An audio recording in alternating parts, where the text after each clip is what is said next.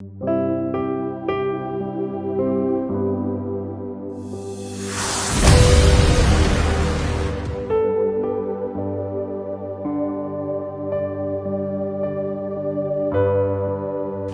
you please be my wife?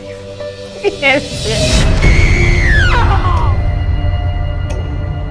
I'd love to live your life.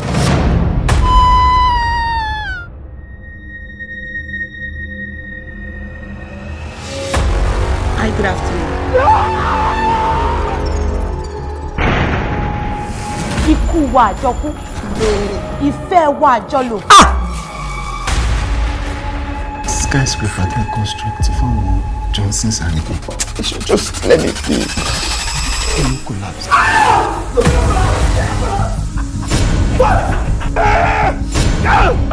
You again? What do you want? Tẹ́tí ọmọ, ìkọ̀ọ̀kan lọmọ wọ̀ọ́yọ. See, we don't belong to the same world. Fi mí sílẹ̀. Má lọ síbi tó ti wá kí mi náà wà láyé mi. O ní bọ́m̀bẹ̀.